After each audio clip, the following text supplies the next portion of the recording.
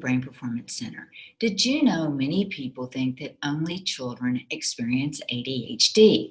It's estimated that 60% of the children that have ADHD will continue to as they grow into adult life.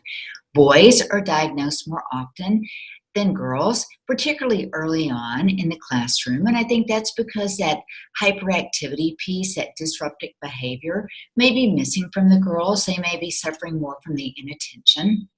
ADHD is all about what's going on in the brain or what's not going on in the brain. The brain has got billions of neurons that are wiring and firing. And the neurons that are wiring and firing together is a sign of good brain health. ADHD stems from prefrontal dysregulation. The prefrontal cortex is the last part of the brain that gets developed, so it's hard for it to interact and share information with the other parts.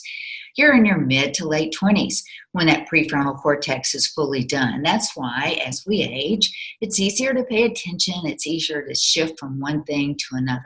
There are 4 things that creates dysregulation in the brain. The first is genetics. Brain waves are just as genetic as how tall you are. The second is physical trauma. Anytime you hit your head, you change the way neurons and dendrites are wiring and firing.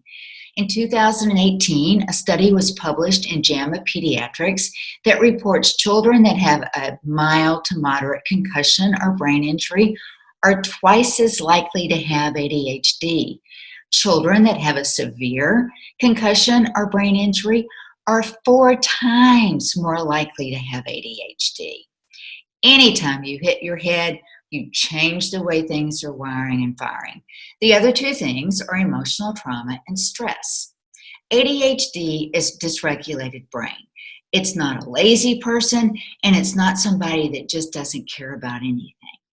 I think that the hyperactivity is the easiest thing for us to see, but for those with ADHD, the hardest thing is being able to maintain focus. Whether at school, when you hear the teacher and you're trying to listen, and then you hear something in the hall, you get so distracted. Or at home, when a family member or a sibling may be trying to help you with a project, and you hear a text, you hear a sound go off on a phone. You completely lose your focus. A lot of times, particularly at home, you'll walk away from the task and maybe you never make it back to finish it. Or if you do, it takes you 3 times as long to get it finished as it would anyone else. Very frustrating. Forgetting things is a normal part of ADHD. Sometimes that we think the brain's disorganized and that memory retrieval is a network in the brain. Being restless is part of ADHD. And it can be perceived, if you're a child, that child is just impatient, can't relax. A restless adult may be perceived as being edgy or tense. Maybe a restless adult moves from job to job more quickly than others. The biggest part of ADHD that creates the most problems in our daily life is the lack of attention. And that can surface in many, many different ways. A lot of time, attention problems are associated with impulse problems.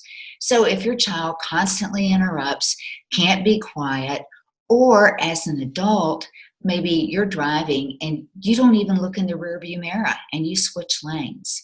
That's a combination of inattention and impulse control. You know, if you have ADHD, any small task can overwhelm you if it requires that you plan. And anything when you're on a project, even if you're planning the trip that you're really, really looking forward to, prioritizing is very important. A lot of times with ADHD, we'll spend all our time focusing on the little things that don't really count. And we don't focus or leave time to pay attention to what's really important. ADHD can impact you on the job. It can impact you in your social life. It can impact you a lot of different ways. And a lot of people wonder, do I have ADHD? How do I get that diagnosis? Well, if you're 17 years or older, there's a criteria in the DSM-5, and you have to meet at least 5 symptoms of inattention or 5 symptoms of hyperactivity for at least 6 months. If you are curious and you think that you really want to know if you have ADHD, call us. I'd be happy to schedule a complimentary consultation and go through that criteria with you. A lot of times when we do, people are so relieved. Oh, now I know what it is. It's caused all these problems for me. And other times people get so nervous.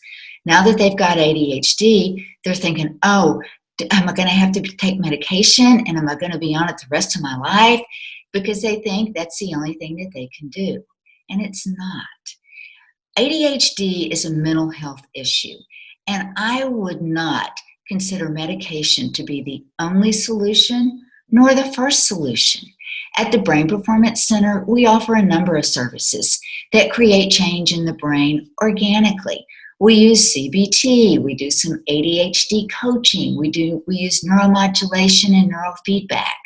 CBT is a psychotherapy that focuses on negative thoughts in the brain.